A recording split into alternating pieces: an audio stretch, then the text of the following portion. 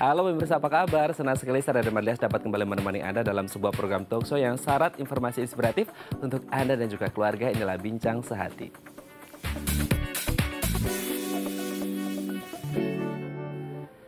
Ya pemirsa, apakah Anda masih ingat dengan prestasi Indonesia di ajang Asian Games 2018 lalu? Ya, Indonesia meraih 31 medali emas dan ini menurut data merupakan raihan terbaik sepanjang pesta olahraga terakbar benua Asia pertama kali diselenggarakan tahun 1951 silam. Dan satu faktor terpenting di sana adalah diterapkannya sport science. Dan ternyata tidak hanya Indonesia, banyak negara lain yang sudah menerapkan sport science seperti Tiongkok dan juga Jepang sebagai produsen atlet terbaik dunia. Lalu pertanyaannya adalah dari tadi kan kita ngomongin sport science terus ya. Apa itu sebenarnya sport science? Nah, inilah topik yang akan kita bahas hari ini, yaitu mengenal sport science. Sebelum kita membahas tentang apa itu sport science, kita akan membahas terlebih dahulu nih beberapa mitos dan fakta seputar olahraga. Kita lihat yang pertama. Olahraga harus dilakukan setiap hari. Nah, apakah kemudian memang ketika kita ingin sehat seperti itu ya, apalagi kalau kita tinggal di kota-kota besar seperti Jakarta, banyak polusi gitu ya. Akhirnya kita berpikir kayaknya kita harus sehat, dan salah satu yang harus ketika kita mau sehat adalah dengan melakukan olahraga. Tapi pertanyaannya adalah apakah kemudian olahraga ini harus dilakukan setiap hari atau nggak perlu setiap hari ini? Mungkin 3 atau sampai 5 kali dalam seminggu itu sudah bagus, tergantung pada durasinya gitu ya. Nanti kita akan bahas. Yang kedua, nah ini yang sering kemudian kita lihat gini, kalau kita mau sehat, olahraga itu identik, salah satu indikatornya adalah kalau kita keluar banyak keringat seperti itu. Tapi apakah selalu dan melulu olahraga yang baik itu adalah ketika kita mengeluarkan banyak keringat? Nanti juga akan kita bahas ya. Kita lihat yang ketiga.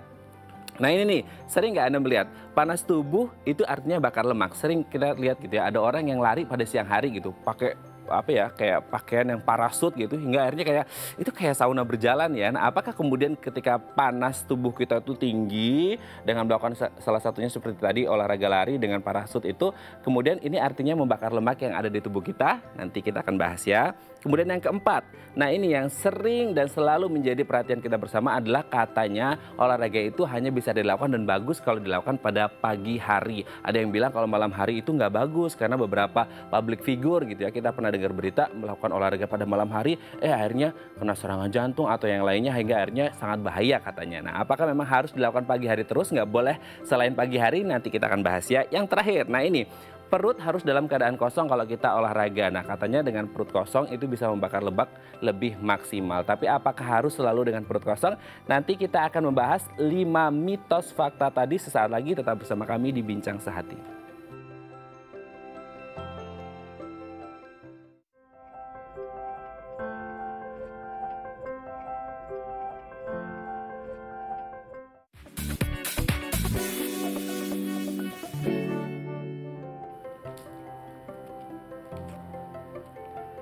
Baik, Anda masih bersama kami di Bincang Sehati dan kita masih membahas topik kita hari ini mengenal sport science. Tadi di segmen sebelumnya kita sudah membahas beberapa mitos dan fakta seputar olahraga. Nah, di segmen kali ini kita akan mengklarifikasinya langsung dengan Dr. Jane M. Pelealu, SPKFR, spesialis kedokteran fisik dan rehabilitasi dari Rumah Sakit Atma Jaya di sambungan Zoom. Selamat pagi, Dr. Jane, apa kabar? Halo, selamat pagi Dr. Jen. Selamat pagi, kabar baik. Kabar baik ya. Oke. Oke dok, hari ini ya sehat semuanya dok. Terima kasih. Dok, hari ini kita akan membahas nih beberapa mitos dan fakta seputar olahraga ya dok ya. Kita lihat yang pertama nih dok. Apakah benar olahraga itu harus dilakukan setiap hari? Ya, jadi olahraga itu sebenarnya memang sebaiknya dilakukan rutin ya, teratur. Dan setiap hari itu maksudnya 7 kali per minggu kan, berarti itu tergantung dari olahraga apa yang kita akan lakukan. Jadi tipe-tipe olahraga itu sebenarnya ada beberapa macam. Jadi misalnya olahraga kardio. Kalau olahraga kardio itu memang dianjurkan untuk dilakukan lebih sering. Jadi minimal 150 menit dalam 1 minggu. Jadi itu kurang lebih kalau kita mau bagi sekitar 30 menit dalam jangka waktu 5 kali per minggu. Nah, tapi dilakukan dengan intensitas yang sedang. Kalau kita melakukan intensitasnya tinggi, kita boleh melakukan minimal 3 kali dalam seminggu. Jadi kalau orang dewasa tuh rata-rata segitu. Jadi latihan kardio itu apa sih? Seperti yang sekarang lagi ngetren, sepeda, Hmm. lalu lari, lalu jalan cepat, lalu berenang, itu juga salah satu olahraga-olahraga yang kardio sifatnya. Tapi kalau misalnya kita mau latihan penguatan atau strengthening, itu misalnya dengan menggunakan beban ya gitu, baik dengan beban badan sendiri atau beban tubuh sendiri, atau kita pakai barbel dan alat-alat beban yang lain. Itu kita bisa bikin sekitar 2 sampai 3 kali dalam 1 minggu, itu sudah boleh minimal. Lalu jadi di antara intervalnya tuh ada jedanya lah di antara olahraga strengthening yang pertama dan olahraga strengthening yang berikutnya. Lalu kalau misalnya kita mau olahraganya bentuknya peregangan atau stretching untuk fleksibilitas tubuh, boleh, itu tapi dilakukan 2 sampai 3 kali per minggu juga sudah cukup. Jadi boleh diselang-seling olahraga-olahraga itu. Jadi nggak melulu, oh harus kardio terus, oh harus stretching terus, atau harus penguatan terus. Boleh diselang-seling, boleh dikombinasikan gitu. Oke, boleh diselang-seling, boleh dikombinasikan gitu ya. Kita lanjut Boleh. ke mitos fakta yang kedua nih dok. Apakah benar semakin banyak berkeringat itu semakin bagus? Ya, jadi kalau kita berolahraga, biasanya kan otomatis kita akan berkeringat ya. Mm-mm. Jadi keringat itu sebenarnya apa sih? Keringat itu adalah suatu mekanisme tubuh untuk mengatur regulasi kita punya suhu tubuh yang di dalam, gitu, suhu tubuh kita. Jadi otomatis kalau kita olahraga, suhu tubuh kita akan panas. Nah, karena suhu tubuh kita panas, kita akan berkeringat. Tapi apakah dengan berkeringat yang banyak itu berarti kualitas olahraga kita bagus? Ya belum tentu. Kita yang harus kita perhatikan untuk kualitas olahraga adalah intensitas juga. Intensitas itu apa? Jadi berat ringannya kita berolahraga. Jadi yang dianjurkan seperti yang tadi pertanyaan pertama yang sudah saya jawab kan adalah intensitas sedang tuh untuk orang-orang dewasa. Jadi intensitas sedang itu gimana kita tahu kalau kita udah olahraganya intensitas sedang? Jadi yang paling gampang adalah kita tes bicara atau talk test. Jadi kita tuh kalau misalnya berolahraga, lalu kita udah terengah-engah, sampai kita tidak bisa bicara lagi, cuma bisa bicara 1 kata atau 2 kata atau cuma heeh, enggak, cuma begitu, berarti kita intensitasnya udah berat, bahkan sangat berat. Jadi yang kita harapkan kalau intensitas sedang adalah kita masih bisa bicara nih, kalau ada yang nanya, "Oh gimana kabar? Apa?" "Oh ya baik." Tapi kalau misalnya kita diajak nyanyi, gitu, kita udah nggak sanggup, karena napas kita sudah mulai lebih cepat dibandingkan dengan kalau kita tidak berolahraga atau kita sedang berolahraga ringan, gitu. Kalau mau lebih detail, sekarang ada banyak yang olahraga keren-keren pakai smartwatch gitu. Boleh, itu tujuannya apa? Untuk melihat denyut nadi atau denyut jantung. Kita bisa menghitung intensitas olahraga kita melalui denyut nadi. Jadi kalau intensitas sedang itu biasanya 50 sampai 75% dari denyut nadi atau denyut jantung maksimal kita yang dihitung dengan cara 220 dikurang umur gitu. Jadi kalau misalnya kita umurnya 60 nih, berarti kan kita punya denyut nadi maksimal 220 kurang 60 berarti sekitar 160 ya, kalau saya nggak salah hitung. Kalau kita mau olahraga intensitasnya sedang, jadi kita punya denyut nadi itu yang maksimal, yang target yang kita harus capai adalah sekitar 80 sampai 112 kali per menit. Nah, itu yang bisa dihitung dengan smartwatch. Atau kalau misalnya nggak punya, hitung sendiri aja dengan menggunakan jam.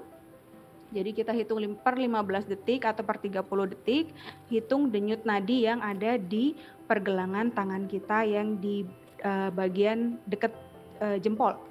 Gitu.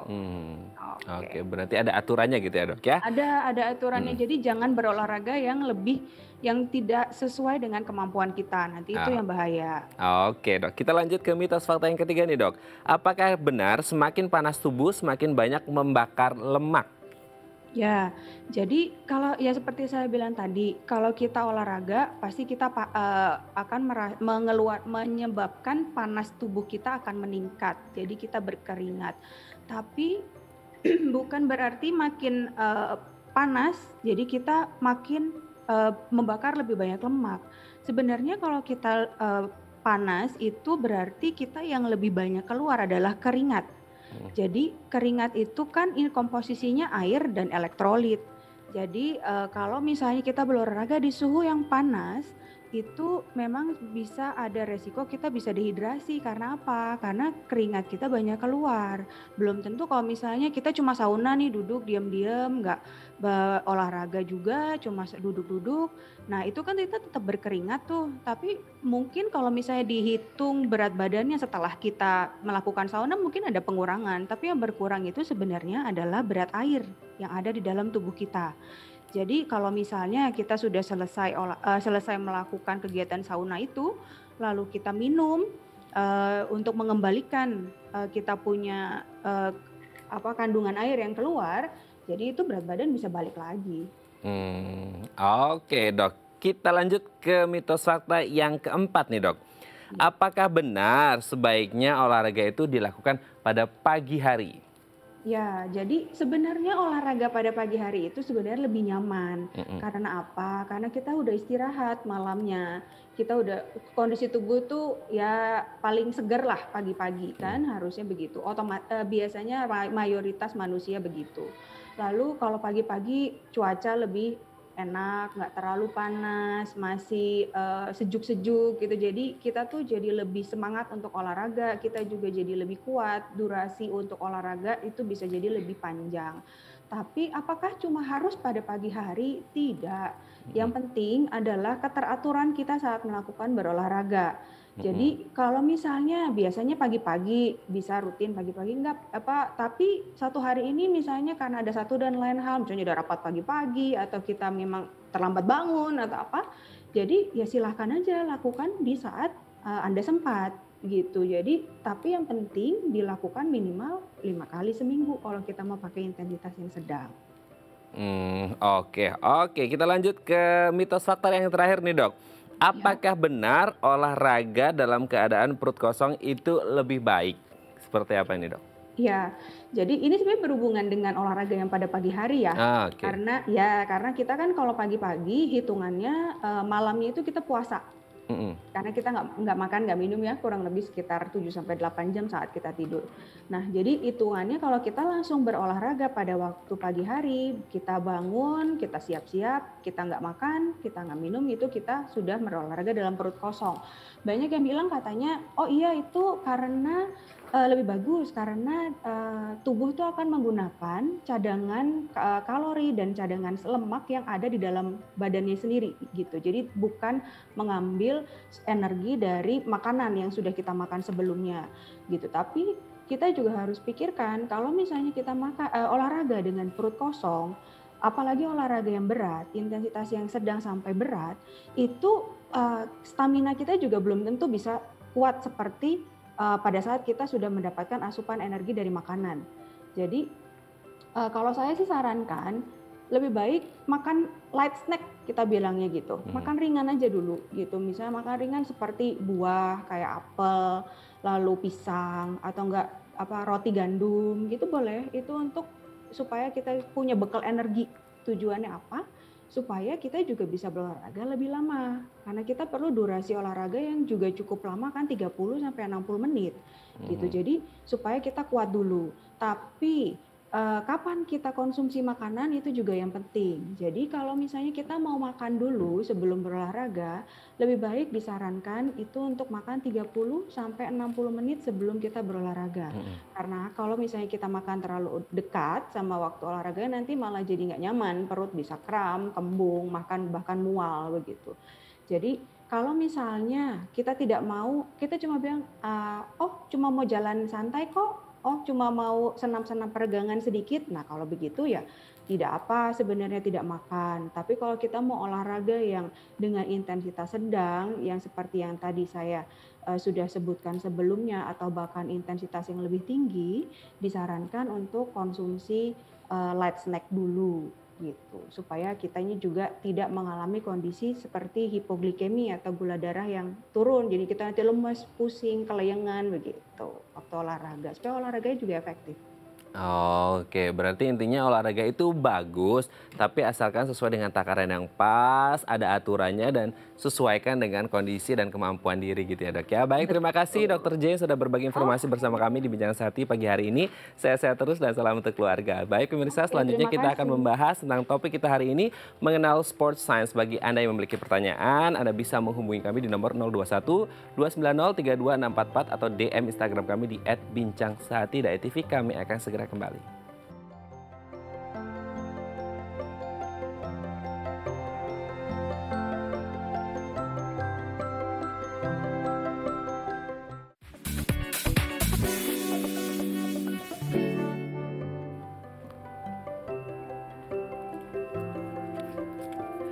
Baik, Anda masih bersama kami di Bincang Sehati dan kita masih membahas topik kita hari ini mengenal sport science. Bagi Anda yang memiliki pertanyaan, Anda bisa menghubungi kami di nomor 021 290 32644 atau DM Instagram kami di @bincangsehati.tv. Telah hadir bersama kami di studio Bincang Sehati Dr. Hariyoti Larso, SPKO, FACSM, spesialis kedokteran olahraga. Selamat pagi Dr. Haryo, apa kabar? Pagi, kabar Selamat baik. datang di Bincang Sehati, Dok. Dok, hari ini bertepatan dengan Hari Olahraga Nasional nih. Kita akan membahas tentang salah satu hal yang mungkin di Indonesia masih ya udah agak lama juga sebenarnya, tapi jauh lebih lama negara-negara seperti katakan Tiongkok sama Jepang gitu yang sudah terlebih dahulu mengadopsi yang namanya sport science. Nah, kalau kita berbicara tentang sport science itu sendiri, tapi kita akan membahas terlebih dahulu nih perkembangan dunia olahraga di Indonesia itu seperti apa, Dok?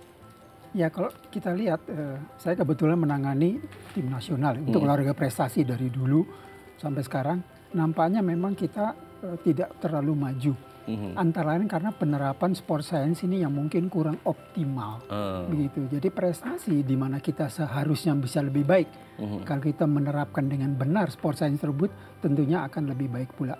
Itu yang saya rasakan dari dulu sampai sekarang. Ya. Tapi kalau kita berbicara tema Haornas tahun ini kan adalah mendorong diterapkannya sport science. Mungkin kalau kita bercermin pada Tiongkok atau Jepang yang mungkin sudah terlebih dahulu dengan teknologi 4.0-nya mereka gitu ya dok ya. Kenapa akhirnya kemudian pemerintah mendorong sport science untuk mendorong juga prestasi olahraga Indonesia? Ya, karena seperti tadi saya katakan dasarnya itu demikian. Kita tahu kalau namanya olahraga prestasi, si atlet itu tentunya akan mau lebih kuat, lebih cepat dan sebagainya, dan itu bisa didapat dengan melakukan research dan menerapkan hal-hal baru ilmu keolahragaan ya sport science ini kepada latihan tersebut. Nah inilah yang saya katakan tadi, kita kurang optimal dari dulu memanfaatkan. Dari tahun 70-an itu kebetulan saya salah satu pelaku yang menerapkan ini. Tapi itu pun pada waktu kami terapkan hal tersebut itu juga saya katakan tadi belum maksimal. Apa kendalanya? Uang dalam hal ini. Penerapannya demikian. Kedua adalah masalah di mana para pelaku olahraga, pelatih dalam ini atlet itu masih menganut hal-hal yang bersifat konvensional. Jadi dulu saya berprestasi dengan cara begitu, sekarang gitu. Kenapa saya mesti dinasehati atau merubah dengan cara, padahal itu ilmu mengatakan dengan begini dia akan lebih baik. Nah itu masalahnya di situ. Ya. Oke, berarti harus ada penerapan yang tidak lagi konvensional karena dunia terus berubah gitu ya dok ya. Tapi sebelum kita membahas bagian-bagian apa saja yang di sport science itu sendiri terbatas pada ilmu pengetahuannya saja atau penerapannya seperti apa sih dok? Penerapannya, jadi kalau kita lihat namanya sport science, ilmu olahraga ini meliputi ada beberapa keilmuan, cabang ilmu. Pertama itu sport medicine atau kedokteran olahraga. Ya. Kemudian yang lain ilmu melatih, trenologi dan sebagainya, itu urusan pelatih-pelatih bikin menerapkan. Ada lagi mungkin Anda tahu adalah mengenai sport injury. Cedera olahraga ini memang masuk bidangnya kedokteran ya, bidang saya dan sebagainya. Tapi itu salah satu ilmu. Kemudian juga mengenai fisiologi. Fisiologi itu bagaimana tubuh kita itu bekerja pada waktu kita melakukan kegiatan tersebut. Ya, kemudian ada juga Anda ingat ada sport nutrition, gizi olahraga. Bagaimana kita menerapkan hal-hal gizi yang yang terbaru supaya anak itu atlet terus makan dengan baik, dengan benar sehingga mereka lebih optimal lagi prestasinya. Ada lagi bidang lain juga yang masuk di sini adalah psikologi di sini. Psikologi olahraga itu memang sudah berkembang sekali dan itu salah satu faktor juga yang menyebabkan atlet itu bisa berprestasi dengan baik. Jadi memang banyak sekali ini. Nah inilah yang saya katakan tadi, penerapan di kita memang kurang optimal. dengan apa segala kekurangan kita dalam hal ini. Oke. Makanya Kalau saya, tahun ini tema Hari Olahraga itu menggiatkan atau agar namanya sport science itu betul-betul diterapkan. Ya, kalau kita bisa menerapkan itu dengan baik ya kita bisa mengejar. Jangankan Anda bilang seperti di Tiongkok atau di Jepang, tapi juga negara lain misalkan Malaysia juga menerapkannya baik. Padahal dulu kita ajari mereka. Sekarang mereka lebih baik. Kenapa? Karena mereka lebih bisa kemana-mana ya. Mungkin dalam hal ini memang dananya lebih cukup. Itu ya. Memadai ya dok. Sangat memadai. Mereka sangat memadai. Oke. Ya. Tapi kan saya juga pernah baca ini dok di artikel bahwasanya tadi yang dokter sebutkan ada beberapa jenis gitu kan di dalam sport science, ada fisiologi di situ, ada psikologi, ada biomekanika juga, ada nutrisi juga asupannya gitu ya dok ya. Kalau fisiologi kita sebagai orang awam bisa nangkap nih, fisiologi kan secara fisiknya gitu kan ya, memang ditrain seperti itu. Tapi satu hal mungkin yang orang awam nggak ngerti dan nggak ngeh yang akhirnya ada kaitannya dengan olahraga adalah psikologinya. Nah, apa manfaat atau fungsi psikologi ini sendiri kepada para atlet ini sendiri atau dalam dunia olahraga? Iya, saya kira besar ya. Jadi kita tahu kalau kita dengar olahraga, orang itu bergerak, lari, ngangkat beban dan sebagainya. Itu kekuatan fisik semata ya. Tetapi jangan lupa kekuatan fisik ini juga dipengaruhi oleh mental, mindset mereka. Nah, di sini psikologi itu bermain. Seseorang yang memang kuat, siap dan sebagainya. Tetapi begitu memasuki arena, itu keadaan moodnya jelek ataupun mentalnya kurang baik, dia akan kalah. Dibandingkan dengan orang lain mungkin tidak terlalu kuat, tetapi karena mentalnya bagus, kemauan untuk berjuangnya bagus, dia akan bisa menang. Nah, disinilah peran psikologi dalam ini mencari hal-hal yang merupakan kelemahan si atlet, kemudian mengatasinya, ya bikin diagnosa, kemudian mengatasinya bagaimana sehingga atlet ini bisa perform lebih baik lagi. Dia mungkin sudah kuat, fisiknya bagus, latihan dilalap dengan baiknya dan sebagainya. Tapi begitu hal-hal yang menyangkut soal kejiwaan, dia itu akan lemah sekali. Belum faktor lain yang berpengaruh, lingkungan, mungkin keluarga dan sebagainya yang kadang-kadang juga dapat mempengaruhi si atlet ini dalam melakukan suatu melakukan prestasi tersebut. Gitu. Nah biasanya kalau psikologi ini agak menarik juga nih, karena kalau fisiologi measuresnya pengukurannya jelas kan gitu loh. Kalau psikologi kan something inside gitu, sesuatu yang di dalam, dan itu perlu dikorek-korek lebih mendetail lebih dalam. Nah kalau semisal katakanlah ada seorang atlet yang harus berkompetisi dan menghadapi masalah, salah satu yang penting dalam kehidupan mereka adalah masalah keluarga, itu juga menjadi salah satu obstacle ya dok ya, yang kemudian halangan untuk dia bisa menciptakan prestasi, dan itu bisa diatasi dengan dari sektor psikologi tadi itu ya? Iya, jadi kita memang satu tim, jadi katakanlah satu tim olahraga ini, Indonesia ini, itu ada dokter olahraganya, ada psikolog olahraganya, ada fisioterapisnya. Ini semua satu tim. Ya, kemudian ada masir. Ini kita semua bekerja sebagai satu kesatuan. Segala problem yang mungkin menyangkut kesehatan, mungkin urusan kami adalah dokter dalam hal ini. Tetapi nanti menyangkut loh kok ini tidak perform dengan baik, ternyata sinyalir adalah soal mental dan sebagainya. Itu psikolog yang akan turun tangan, akan menyelesaikan hal tersebut sehingga anak ini bisa lebih bagus lagi. Di situ penanganannya demikian. Perannya sangat penting berarti ya dok ya, tidak hanya ngomongin masalah fisiologisnya aja gitu. Kalau selama ini mungkin yang konvensional fisiologisnya aja, berfokus ke fisiknya saja gitu, tanpa ngomongin masalah psikologis dari si atlet itu sendiri, dan mungkin ke asupannya juga, biomekanikanya juga seperti itu ya dok. Tapi kalau berbicara tentang tadi beberapa faktor atau indikator di dalam sport science itu sendiri, perkembangan di Indonesia hingga saat ini, kalau tadi dokter sudah menyebut dari tahun 70-an ya dok ya, sudah mulai dikenal seperti itu sampai detik saat ini gitu. Itu kan mungkin masalahnya, kendalanya di uang, dibudgetin gitu. Tapi bagaimana kemudian memaksimalkan yang ada ini supaya tidak terlalu konvensional banget gitu dok? Iya, jadi kita butuh, katakanlah kalau mau yang betul ya, itu artinya kita menyiapkan seorang atlet, kita butuh pencarian bakat. Nah ya, bakat ketemu anak ini, kemudian kita ambil dia, katakanlah masuk TC nasional ya, pelatnas dan sebagainya. Nah di pelatnas itu akan diperiksa dengan teliti ya, bagaimana kemampuan dia, semuanya, kekuatan otot, kemampuan jantung dan sebagainya, sehingga kita dapat atletnya. Nah berdasarkan hal tersebutlah dia dilatih dengan benar. Nah inilah suatu langkah komprehensif yang kita terapkan pada atlet ini sehingga dia tuh bisa berprestasi. Tetapi pelaksanaan ini, pemeriksaan yang begini saja, kita itu masih katakanlah kurang sempurna dalam hal ini. Kembali lagi tadi dana di situ. Dan kalau ini seperti Anda bilang memang betul, gimana lebih sederhana kira-kira? Oke, satu hal yang mungkin bagus, kita mengupgrade pelatih. Pelatih ini di-upgrade sehingga mereka menguasai beberapa ilmu-ilmu yang katakanlah untuk mendeteksi kelainan apa kekurangan pada atletnya sehingga dia bisa melatihnya dengan benar. Begitu. Tapi satu lagi yang jadi masalah di kita, banyak pelatih di kita itu yang tadi saya katakan berdasarkan hal-hal yang konvensional. Begitu kita berikan hal-hal yang katakanlah bersifat maju dan sebagainya, mereka itu katakanlah ada yang resistance, nggak mau terima sama sekali. Karena saya dulu jadi atlet dengan cara begitu saya bisa juara. Padahal sekarang zamannya lain dan prestasi itu pun sudah berbeda sekali. Nah inilah masalah kita di situ. Ya, jadi mengenai upgrading pelatih ini kita harus memberikan hal updating. Hal terbaru ini loh sekarang ilmunya demikian, apakah ini soal makanan, apakah ini cara melatih, bagaimana mentreat seorang atlet itu di situ. Oke, berarti ini upgrading tidak hanya ke atletnya tapi juga secara holistik, secara komprehensif, tidak hanya pemain tapi juga pelatih karena juga mungkin banyak dari mereka kalangan baby boomers yang akhirnya masih konvensional gitu ya Dok ya. Baby boomers yang konvensional belum beralih ke dunia 4.0 mungkin ya. Akhirnya satu hal yang mungkin jadi tolak ukur di awal berarti mindset dari keseluruhan pihak yang ada di olahraga itu ya? Betul, itu yang saya sayangkan. Belum lagi misalkan pengaruh orang luar katakanlah mungkin dari pengurusnya cabang yang mungkin mendapat informasi yang kurang benar di luar lalu menerapkannya. Sebagai contoh saja, oh dia karena dia orang yang sering kemana-mana dia dapat ini makanan bagus dikasihkan kepada atletnya ternyata makanan itu mengandung doping. Nah itu kejadian beberapa kali.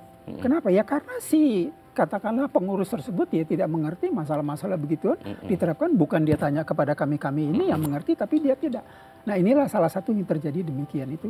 Nah inilah yang disebut dengan teamwork untuk menghasilkan prestasi yang sangat luar biasa. Betul. Tidak boleh ada ego di situ. Nggak bisa kerja sendiri. Kami dokter nggak bisa kerja sendiri, psikolog tidak bisa kerja sendiri, pelatih pun tidak bisa. Bareng. Semuanya harus bersatu. Oke Dok, nanti kita akan lanjut lagi membahas tentang sport science ini kayaknya menarik sekali Dok untuk mendukung prestasi olahraga nasional ya Dok ya. Baik pemirsa, bagi Anda yang memiliki pertanyaan, Anda bisa menghubungi kami di nomor 021-290-32644 atau DM Instagram kami di @bincangsahati.tv. Kami akan segera kembali.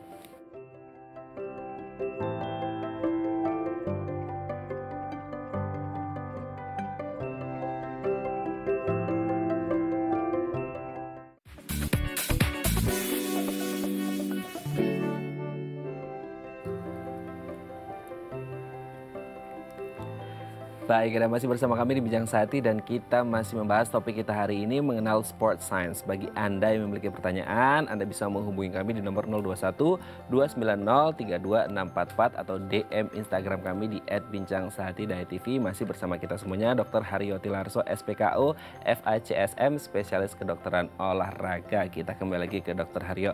Dok, ini kalau kita berbicara tentang sport science, kalau tadi kita sudah membahas bagaimana kemudian pandangan kita terhadap sport science. Nah sekarang kita akan lebih ke teknisnya nih Dok. Bagaimana kemudian sport science ini bisa diterapkan di olahraga-olahraga kita gitu kan, terutama di olahraga nasional. Sebenarnya olahraga apa saja yang bisa diterapkan olahraga sport science ini atau memang semua jenis olahraga bisa? Ya, begini, semua jenis olahraga bisa kita terapkan. Dan beberapa cabang olahraga secara sendiri dari dulu mereka sudah pernah menerapkan.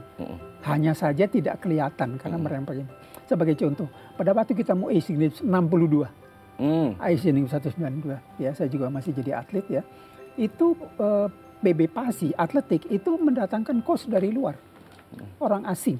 Nah disitulah pengenalan daripada metode-metode latihan yang diterapkan kepada anak-anak kita. Balap sepeda juga demikian. Kita tahu balap sepeda itu meraih medali emas sampai 2 dan gitu. Itu penerapannya betul-betul ilmunya sudah diterapkan pada saat itu. Di mana lawan-lawan pada saat itu negara Asia yang lain belum sama sekali. Makanya kita berjaya betul. Saya lihat betul bagaimana kita tuh memang sangat berjaya pada waktu itu di balap sepeda. Begitu juga misalkan pada waktu ada pre-Olimpik ya, itu tahun 68 Olimpiade di Meksiko. Meksiko itu di tempat ketinggian yang tinggi sekali. Ya, jadi hampir 3.000 meter kira-kira. Itu untuk ke sana gitu, kita tidak bisa hanya pergi ke sana dalam sehari kemudian bertanding. Karena udara yang tipis dan itu mengganggu prestasi. Untuk itu harus menyesuaikan ke tempat sana. Nah kita mengalami penyesuaian itu di sini sebelum kita berangkat. Di mana itu di Pengalengan. Pengalaman pegunungan tinggi, nah itu di situ dengan udara tipis itu menyesuaikan berapa lama, mungkin 2-3 minggu baru kita bisa pergi sana. Sekarang pun diterapkan oleh tim atletik kita. Jadi tim atletik kita, para pelari umumnya, pelari jarak jauh itu melakukan suatu TC nasional itu di Pengalengan sana. Supaya mereka bisa beradaptasi terhadap tipisnya udara. Nah ini penerapannya masing-masing itu sudah ada, begitu caranya. Ya. Kemudian mungkin Anda ingat zamannya dulu Rudy Hartono, Lim Swee King, di mana kita masih berjaya sekali bulu tangkis pada saat itu. Pelatihnya adalah Tahir Jide, di mana dia seorang sarjana olahraga yang menerapkan itu fisik harus baik dulu. Dan kebetulan kami adalah dokter yang mendampingi, memang betul waktu itu fisik kita bagus sekali. Sehingga bulu tangkis itu sangat bisa berprestasi. Lain dengan sepak bola, maaf saya katakan, sepak bola itu terus kedodoran sampai sekarang. Antaranya memang fisiknya itu, ya kebetulan saya yang banyak mereka semua itu memang jelek. Jadi bagaimana bisa main 2 kali 45 menit? Tidak bisa main itu. First half mungkin bagus, second half kebobolan terus. Masuk jadi 5-0. Jadi itu bisa demikian. Nah itulah kira-kira penerapannya di lapangan demikian. Jadi sudah ada, tetapi ada beberapa cabang olahraga tentu saja. Oke. Nah kalau berbicara tentang yang sebenarnya bisa dimulai, kalau dari sisi fisiologisnya, psikologisnya sebenarnya kan bisa dimulai ya dok ya. Cuma mungkin masalah budgetingnya untuk uangnya mungkin salah satunya di anggaran teknologi yang belum mungkin secanggih Tiongkok ataupun Jepang seperti itu. Nah kalau kita lihat kan, seperti saya baca artikel ini, katakanlah di Tiongkok mereka punya ruang simulasi khusus, katakan mereka mau atlet dayung gitu ya, mendayung di Sungai Thames gitu di London, mereka ada simulasinya dan benar-benar arusnya itu sama seperti Sungai Thames gitu. Nah, apakah kemudian metode seperti apa sih yang memang harus diusung, katakanlah seperti di Indonesia yang belum secanggih mereka, tapi sebenarnya bisa kita usung metode-metode khusus apa seperti apa yang di sport science yang bisa kita adopsi seperti itu? Ya itu makanya seperti Anda bilang itu, kita bisa simulasi itu seperti itu. Untuk dayung kita mungkin tidak bisa bikin suatu ruang khusus, tapi bisa mengambil misalkan di salah sungai tertentu yang arusnya sesuai dengan itu, nah kita lakukanlah itu di situ. Tapi sekali lagi membangun itu semuanya kita butuh dana untuk itu. Nah itu yang kita sampai sekali itu mentoknya di situ sama sekali. Apalagi misalkan beberapa cabang yang membutuh peralatan yang mahal-mahal, itu tidak bisa. Ya, kalau mungkin angkat besi relatif lebih murah, mereka yang barbel, tapi itu juga mesti yang bagus itunya. Balap sepeda misalkan sepedanya saja sudah berapa mahal. Di situ lagi kemungkinan kita akan tertinggal karena membeli sepeda yang canggih itu tuh agak sulit. Belum teknologi-teknologi yang diterapkan lainnya. Ya. Itu yang membuat handicap artinya dalam kita menerapkan ilmu-ilmu tersebut. Jadi sebetulnya bisa dengan cara yang lebih sederhana seperti saya katakan. Kembali lagi pelatih ya, mereka harus inovatif begitu rupa sehingga mereka tahu, saya butuh ini untuk mentes anak saya untuk meningkatkan kekuatan, katakanlah untuk meningkatkan endurance mereka sehingga anaknya bisa lebih berprestasi dalam hal ini. Gitu. Oke, kalaupun akhirnya kita terbatas atau terhalang pada budgeting atau uang, tapi sebenarnya dari sisi si atletnya sendiri sih kalau mereka punya willingness, kemauan yang besar juga akan menuju ke sana juga ya dok ya, seperti itu. Karena memang ini tadi dibilang tidak hanya dari sisi si atlet tapi juga seluruh secara holistik, secara komprehensif semua orang yang terlibat dalam olahraga nasional seperti itu ya dok. Nah kalau tadi dokter juga sempat menyebut, dokter ini kan juga mantan atlet, saya pernah menjadi atlet gitu ya dok ya. Pembalap, saya pelari. Oh pembalap pelari luar biasa gitu kan, sampai sekarang juga masih kelihatan fit banget gitu ya dok. Nah apakah juga dokter sempat menggunakan sport science ini sendiri untuk metode khusus dokter? Kepada saya sendiri, iya, memang demikian. Jadi saya bersepeda sampai saat ini ya, dan berlari. Saya lari sudah 50 tahun lebih. Wow. Ya, dan itu saya memang terapkan ilmu yang saya dapat dulu. Saya waktu pelari maraton dulu, waktunya sekian ya, tentunya nggak baik karena saya bukan atlet nasional. Ya, diterapkan sekarang ternyata memang tidak terlalu banyak berbeda. Apa itu yang namanya maraton itu kan lari jarak jauh, endurance sport, di mana kita butuh katakanlah makanan selama kita berlari. Nah itulah yang saya terapkan, cara makan dan sebagainya, dan itu sangat membantu sekali. Sehingga saya bisa menyelesaikan lomba-lomba yang jauh pun, ultramaraton pun saya bisa selesaikan dan sebagainya. Nah itu saya terapkan di situ. Sehariannya itu. Cedera jarang terjadi dan sebagainya. Itu. Nah ini penerapan ini yang sebenarnya saya ingatkan kepada atlet sekarang ini, supaya ini bisa diterapkan betul sehingga mereka itu bisa maju. Ada suatu hal yang baik sekarang dengan adanya gadget dan yang sekarang ini itu banyak atlet-atlet yang mereka itu dari gadget mereka bisa melihat cara-cara latihan Dari app ya? dari app segala Aplikasi itu macam. ya? Kita tahu ada macam-macam, ada ini membuka tempat latihan, ini buka tempat latihan, apakah itu lari, apa triathlon, duathlon dan sebagainya, dan mereka bisa mendownload dari situ sehingga mereka menjadi lebih kritis. Itu yang bagusnya dari anak sekarang.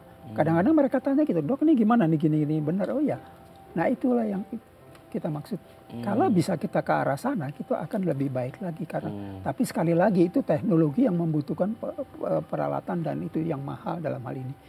Ya. Oke dok. Ini kan berarti sangat luar biasa efek dari sport science ini sendiri untuk meningkatkan tidak hanya prestasi tapi juga kondisi fisik dan lain sebagainya dari si atlet itu sendiri ya dok. Betul. Nah kalau kita hubungannya mungkin dengan H.O.R.N.A.S juga, dengan sekarang zaman pandemi juga, di mana kita harus meningkatkan imunitas dan imunitas itu bisa diraih kalau kita punya fisik yang baik dan fisik yang baik bisa diraih kalau kita olahraga gitu. Nah, apakah kemudian sport science ini juga bisa diadopsi oleh orang-orang biasa non-atlet? Bisa.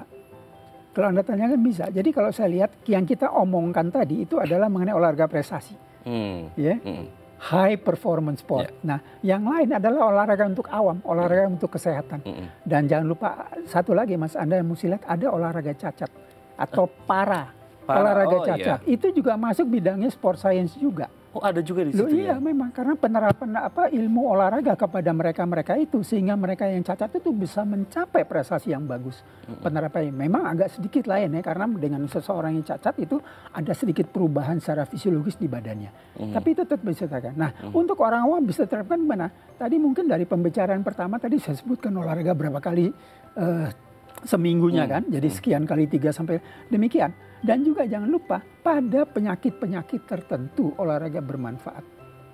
Ya, makanya yang namanya mungkin Anda pernah dengar jargonnya itu exercise is medicine. Nah, olahraga itu obat memang. Kenapa? Dia menguatkan jantung, menurunkan tekanan darah, menurunkan gula darah, melebarkan pembuluh darah, mengurangi osteoporosis atau korupsi. Jadi ini diterapkan kepada orang-orang awam. Jadi singkatnya kalau seseorang awam mau berlatih kita harus periksa dulu. Ini kenapa? Dia normal, oke segala macam boleh dilakukan. Tapi misalkan dia obesitas gemuk, kita tidak suruh dia lari. Kenapa? Bisa rusak kakinya karena berat badannya itu tidak akan mampu ditumpu oleh lutut dan pergelangan kaki. Sehingga menjadi cedera. Apa disuruhnya dia? Kita suruh dia resep latihannya adalah berenang atau bersepeda. Itu untuk orang yang obesitas. Nah, bagaimana orang diabetes? Apa boleh berolahraga? Justru harus. Tetapi ada cara-caranya tertentu. Bagaimana kadar gulanya bagaimana. Dan kemudian melakukannya bagaimana. Kalau dia itu misalkan menyuntik insulin juga bagian mana mesti disuntikan sesuai dengan itu. Begitu juga orang hipertensi yang tekanan darah tinggi itu. Nah disitulah peran ilmu-ilmu ini diterapkan pada orang biasa. Dan jangan Anda lupa pula penerapan ilmu ini juga berlaku juga untuk beberapa special population. Jadi itu misalnya anak, kemudian wanita, sama orang tua. Nah itu. Ini 3 yang agak beda. Anak kita boleh latih dulu, bahkan tetap. Tapi anak itu misalkan usia 7 tahun ke bawah itu dalam keseharian mereka sudah lari, loncat itu olahraga. Di situ sudah. Jadi nggak ada masalah di situ. Kita tinggal mengawasi.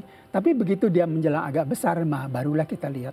Kalau dia memulai suatu olahraga ini dengan terlalu cepat, juga tidak boleh.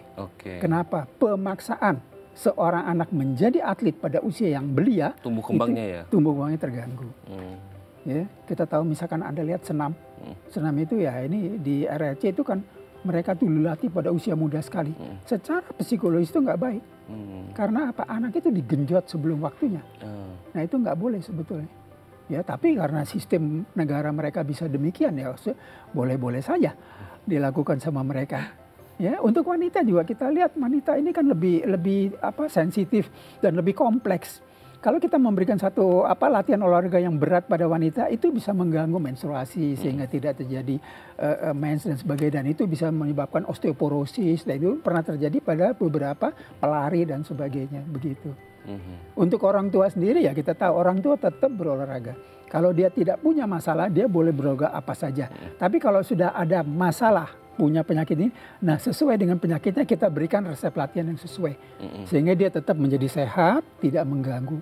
Oke, berarti Tetap memang jadi sehat. olahraga sangat penting, apalagi menerapkan sport science untuk mereka-mereka yang mungkin punya penyakit degeneratif, setidaknya Betul. meminimalkan risiko, Meminimalkan. agak memperlambat risiko munculnya penyakit-penyakit degeneratif itu ya dok ya. Iya. Jadi yang punya penyakit degeneratif jangan malas juga berolahraga, justru harus Jangan, berolahraga iya. asalkan sesuai takaran ya dok ya, Iya, supaya betul. tetap sehat. Oke Memang dok. masalahnya sekarang di kita itu orang-orang kalau misalkan saya di praktek, saya lihat orang-orang, tapi dia memang karena kurang bergerak.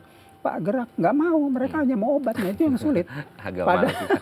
Ini habit juga ya dok ya, harus Emang diterapkan juga. seperti itu. Nah sekarang Oke. kita lihat banyak orang sepedaan segala macam, suatu hal yang bagus.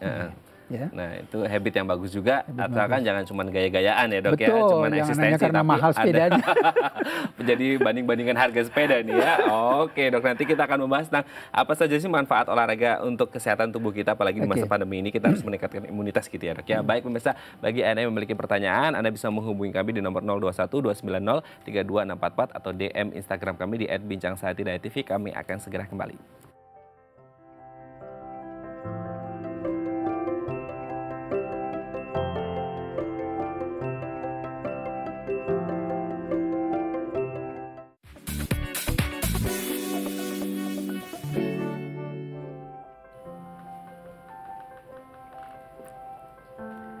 Baik, Anda masih bersama kami di Bincang Sehati dan kita masih membahas topik kita hari ini mengenal sport science bersama dengan Dr. Haryoti Larso, SPKO, FICSM, spesialis kedokteran olahraga. Dok, di segmen terakhir ini kita akan membahas, ya semua kita tahu bahwasanya olahraga itu punya manfaat yang sangat baik untuk kesehatan tubuh kita gitu ya dok. Kita akan membahas beberapa di antaranya, kita lihat yang pertama dok. Ya. Olahraga itu bisa menjaga berat badan. Nah, bagi mereka yang mungkin obes atau agak ini kurang berat badan, ya bisa untuk menjadi ideal gitu ya dok ya? Ya, betul. Iya, jadi kalau kita lihat memang menjaga berat badan, betul sekali. Terutama memang kalau kita lihat, ini sekarang di dunia memang ada suatu katakanlah fenomena, di mana banyak orang tuh overweight. Kenapa demikian? Makan itu memang berlebih dan kegiatannya kurang. Sehingga kita tahu kalau apa yang kita masukkan, makanan bertambah dan kegiatan kurang, itu kan ditimbun jadi lemak. Nah, itu Nah dia. sekarang kita harus menjaga gini, gampang saja kita kurangi masukan, kemudian kita menambah aktivitas. Disinilah peran olahraga seperti yang disebutkan 3-5 kali seminggu dan sebagainya, lamanya sampai sekian, itu akan membakar lemak. Ingat, penurunan berat badan itu bukan mengeluarkan cairan atau keringat, tetapi membakar lemak. Dan itu hal yang salah yang kita lihat, ada beberapa orang pakai jaket siang hari bolong Nah lari-lari. itu sering saya lihat tuh. Ya masih gitu, atlet pun ada yang begitu mas. Jadi itu hal Salah yang ya? salah. Karena mereka itu gini, tadi sudah disebutkan keringat itu adalah untuk menjaga suhu badan. Suhu badan kita harus konstan 36, sekian kan gitu ya. Kalau kita terlalu panas, seperti misalkan ini udara ini enak, AC, kita nggak berkeringat. Tapi begitu ini dimatikan, kita akan berkeringat. Kenapa? Keringat itu keluar nanti, keringat itu menguap dan mengambil panas dari badan kita, sehingga menjaga suhu badan kita tidak terlalu panas. Itulah fungsi keringat. Nah kalau kita tutupi dengan jaket plastik, tidak ada penguapan, orang itu bisa pingsan bahkan mati. Itu yang bisa terjadi. Oh salah Jadi ya itu berarti. berbahaya sekali sebetulnya. Nah bahaya. inilah hal-hal gini memang kurang disadari. Nah mengenai penambahan berat badan bisa. Umumnya katakanlah orang itu kurus gitu mau nambah boleh. Tapi penambahan jangan ditambah lemaknya yang banyak. Tapi ototnya. Jadi mungkin si pemuda-pemuda yang kurus-kurus ini suruh latihan beban ya ke gym dan sebagainya. Sehingga massa ototnya bertambah dan itu mereka akan menjadi lebih ideal. Oke, dan juga pastinya asupan yang baik ya dok ya. Apalagi sekarang masa pandemi di rumah terus, nggak olahraga, ngemil mulu, nanti bisa berat badannya nambah ya dok ya. Oke, kita lanjut ke yang kedua dok. Bisa mencegah penyakit. Nah ini juga pasti olahraga bisa mencegah penyakit. Betul, karena dia jelas saya bilang tadi, satu misalkan mencegah penyakit jantung. Karena apa? Salah satu manfaat olahraga kalau kita berolahraga, pembuluh darah membuka. Nah, Jadi makanya kita merasa terbuka kemana? Ke otak, termasuk ke jantung. Sehingga pembuluh darah jantung, pembuluh kornea itu membuka. Nah itu tentunya akan menghindari terjadinya sumbatan. nah itu. Makanya Jadi, Anda tahu mas ada klub jantung sehat. Nah itu orang yang masih sehat dikumpulkan, disuruh latihan supaya jantungnya lebih kuat. Benar, jadi itu sifatnya pencegahan. nah, berarti peredaran darahnya lancar, oksigennya juga lancar gitu ya dok ya. Betul. Oke, kita lanjut ke yang ketiga dok.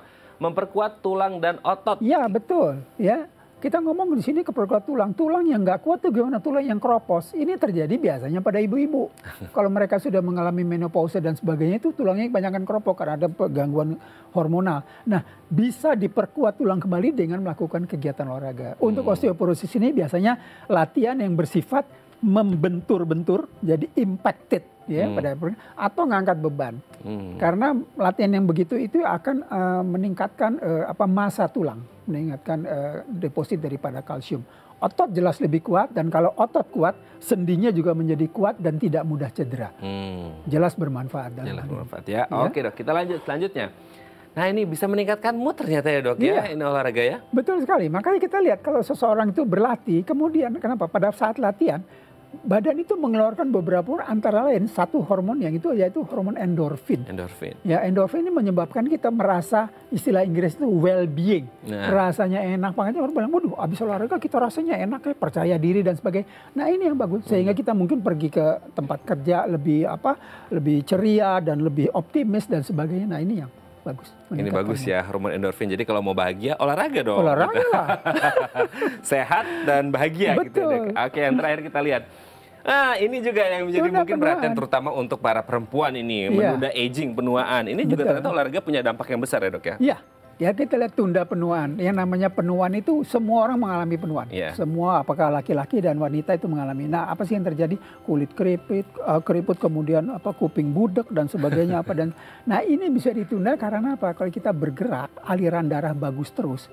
Itu aliran darah bagus itu masuk di otot, masuk di kulit dan sebagainya, di organ-organ. Sehingga organ itu berfungsi menjadi lebih baik. Nah inilah yang bisa menunda penuaan. Makanya kita lihat beberapa orang yang rajin berlatih masih langsing bagus, dia masih kuat dan sebagainya karena masih menjalankan aktivitas fisik dengan baik. Disesuaikan dengan usianya dia. 80 tahun, jangan suruh si kakek itu diam, tetap boleh. Tapi ada aturan, kayak nggak usah lah lebih dari gitu karena dia badannya sudah tidak kuat lagi untuk yang ngangkat berat katakanlah. Dia boleh tetap latihan beban, kenapa tidak? Tetapi tentunya ada pembatasan. Nah ini yang kadang-kadang orang kita lihat, aduh kakek udah nggak bisa ngapain, diem-diem. Salah itu, malah kakek itu malah sakit. Itu, jadi tetap dia merasa bergerak. Ya, sampai usia berapapun. Oh berarti tidak ada batasan usia untuk berolahraga. Yang penting kuncinya adalah ya kita harus lihat kemampuan diri seperti apa, takarannya harus yang pas sesuai dengan umur, jangan sampai melebihi kapasitas, malah nggak bagus juga ya dok ya. Baik, terima kasih Dokter Haryo hari ini sudah hadir di Bincang Sehati, ini sangat menambah manfaat sekali untuk kita pengetahuan tentang sport science dan semoga bisa diaplikasikan untuk kita-kita yang non-atlet ini supaya tetap sehat apalagi di masa pandemi ya dok ya. Terima kasih Dokter Haryo sekali lagi, sehat-sehat terus dan salam untuk keluarga di rumah. Baik pemirsa, bagi Anda yang memiliki kritik dan saran, Anda bisa menghubungi kami di nomor 0889 8100 5000 atau Anda bisa follow media sosial kami di @bincang sehati.tv. Saya Raden Madlias pamit, sampai jumpa dan selamat beraktivitas.